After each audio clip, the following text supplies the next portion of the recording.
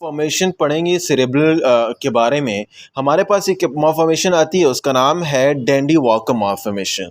Dandy walker malformation एक ऐसी condition है जो क्या है, जो हमारे पास कंजेनिटल, जिसमें हमारे पास कंजेनिटल फेलियोर हो जाता है।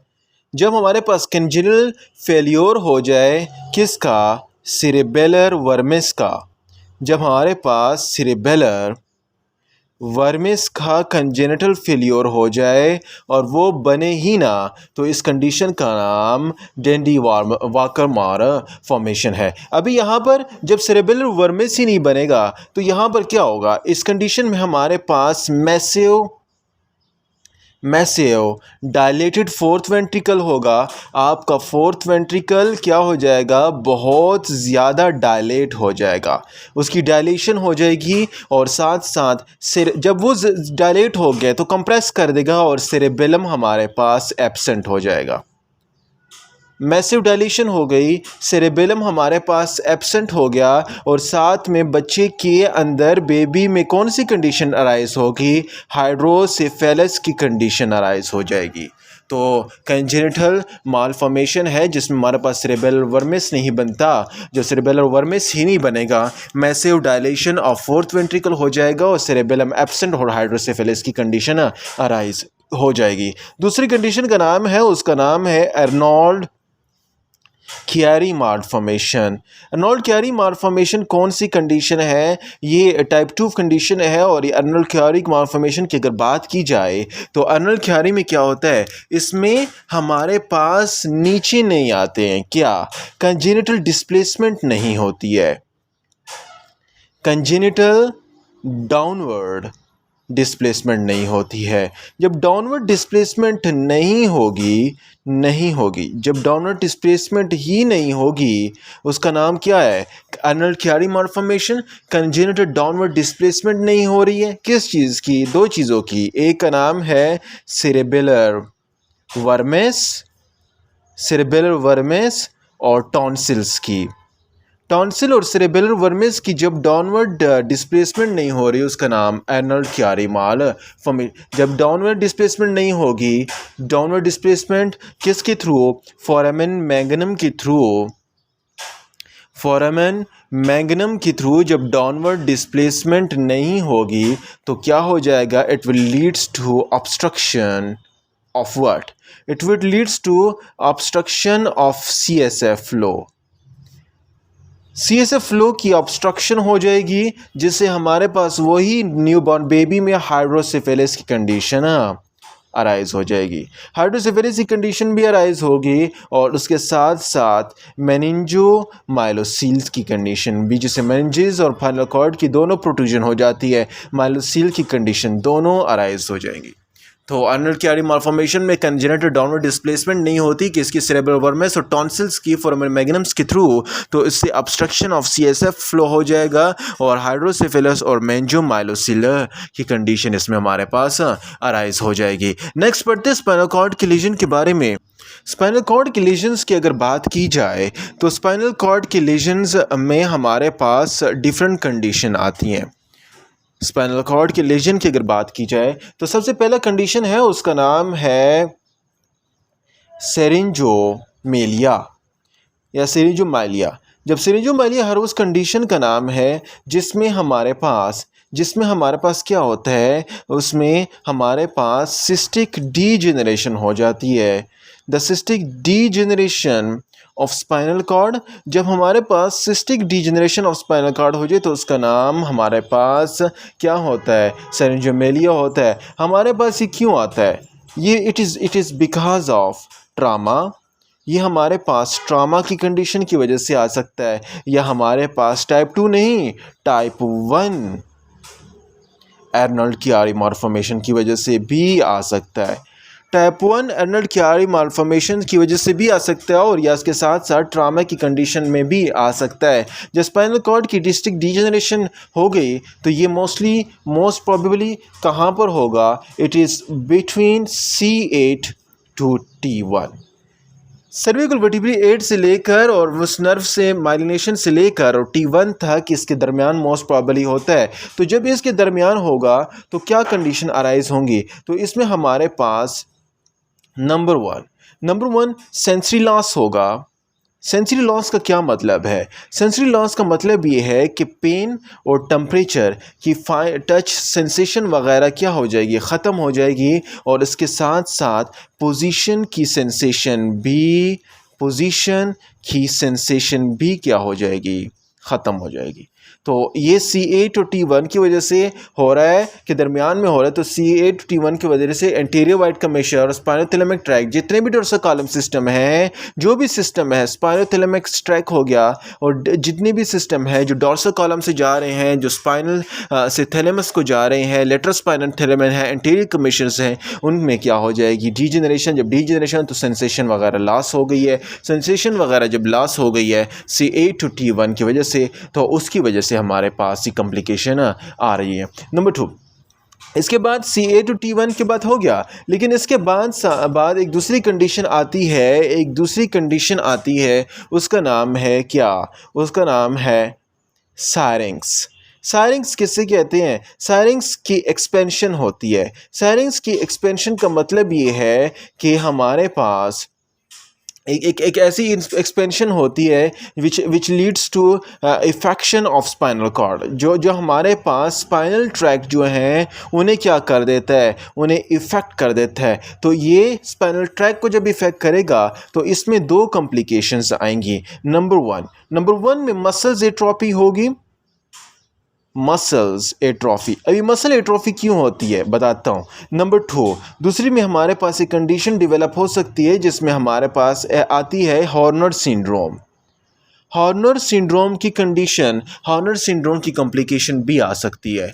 Syrinx expansion of spinal cord या स्पाइनल कॉर्ड के इफेक्ट होने की वजह से हमारे पास मसल एट्रोफी होती है, और साथ साथ हमारे पास हॉर्नर सिंड्रोम की कॉम्प्लिकेशन भी आती है। मसल एट्रोफी क्यों हो जाती है? हमारे पास जितने भी लोअर मोटर न्यूरॉन्स हैं, lower motor neuron of anterior horn के जितने भी लोअर मोटर न्यूरॉन हैं वो क्या हो गए, वो डैमेज हो गए। जब lower motor neuron anterior horn के जितने भी डैमेज हुए तो it will leads to weak muscles क्या होंगे, वीक हो जाएंगे, weak muscles, and it will leads to decrease muscle tone. हमारे पास मसल टोन भी क्या हो जाएगा, डिक्रीज़ हो जाएगा। मसल्स वीक हुए, मसल टोन डिक्रीज़ हुआ, मसल एट्रोफी की कंडीशन हमारे पास डिवेलप हुई। नंबर टू उसके बाद है हमारे पास हॉर्नर सिंड्रोम में हमारे पास क्या होता है, हमारे पास टॉसिस हो जाता है, ड्रॉपिंग ऑफ आईलिड्स हो जाता है। और ये क्यों होता है? ये हमारे पास it is because of lateral horn of hypothalamus tract की डिस्ट्रप्शन हो जाए। Lateral horn of hypothalamo spinal tract, hypothalamus से जो आ रहा है स्पाइन को, वो ट्रैक की क्या हो गई है, डैमेज हो गई है। वो ट्रैक जब डैमेज हो जाएगा तो हमारे पास टॉसिस हो जाएगा, ड्रॉपी आईलिड हो जाएगी, हमारे पास आईलिड क्या हो जाएगी, ड्रॉप हो जाएगी, गिर जाएगी, तो वो कॉम्प्लिकेशन आएगी। तो उसके साथ आपको पता होना चाहिए कि syrinx expansion of spinal cord tract में हमारे पास muscle atrophy, lower motor neuron के एंटीरियर हॉर्न के डैमेज होने की वजह से हो जाता है मसल वीकनेस, और हॉर्नर सिंड्रोम में टॉसिस होता है, लेटरल हाइपोथैलेमस स्पाइनल ट्रैक की डिस्ट्रप्शन की वजह से हो जाता है। और C8 और T1 के दरमियान हमारे पास सेंसरी लॉस ज़्यादा होता है, पोजीशन सेंसेशन, टेम्परेचर सेंसेशन वगैरह जितने भी हैं वो कंडीशन। इसके साथ syringomyelia, cystic degeneration of spinal cord हो जाए, trauma, type 1 Arnold Chiari syndrome वगैरह की वजह से भी ये कॉम्प्लिकेशंस आ जाती हैं। आगे जो है हमारे पास स्पाइनल कॉर्ड या स्पाइनल ट्रैक के लीजन तो हो गए, इसके बाद हमारे पास एंटीरियर हॉर्न के लीजन की कॉम्प्लिकेशन आती है, उसका नाम है पोलियोमाइलिटिस। पोलियोमाइलिटिस वो कंडीशन है जिसमें हमारे पास डैमेज होता है। It is because of damage to what? It is because of damage to anterior horn of spinal cord.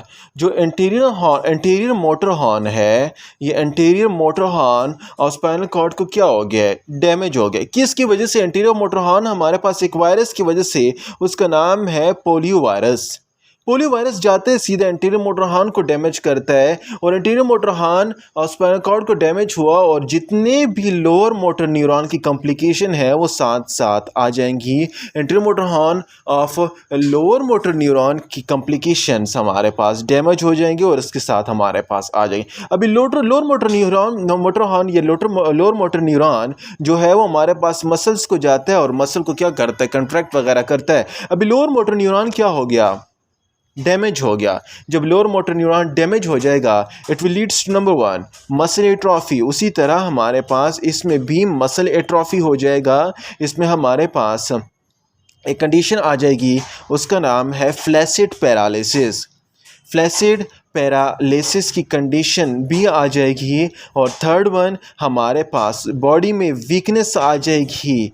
Weakness के साथ साथ हमारे पास बॉडी में डिक्रीज्ड मसल टोन हमारे पास क्या हो जाएगा, कम हो जाएगा। इम्पेयर्ड रिफ्लेक्सेस ख़त्म हो जाएंगे क्योंकि जितने भी सेंसेशन वगैरह जा रहा है ये लोअर मोटर न्यूरॉन कर रहा है। और साथ साथ हमारे पास जो डाउनवर्डिंग ट्यूज है, जो नॉर्मल हमारे पास जो टोज हमारे पास डाउनवर्ड हो जाते हैं स्टिमुलेशन से, वो ख़त्म हो जाएंगे। डाउन गोइंग ट्यूज से हमारे पास, इसका नाम है बेबिन्स्की sign negative.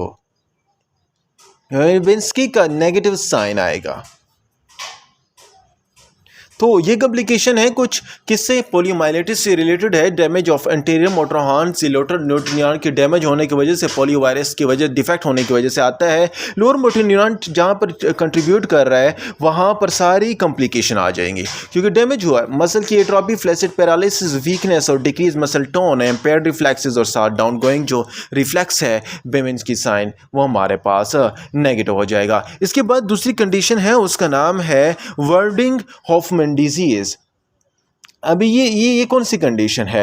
Wording Hoffmann disease हर उस कॉम्प्लिकेशन का नाम है जिसमें हॉफमैन डिजीज, जिसमें हमारे पास डीजेनरेशन हो जाए एंटीरियर हॉर्न की, एंटीरियर मोटर न्यूरॉन। जब हमारे पास डीजेनरेशन हो जाए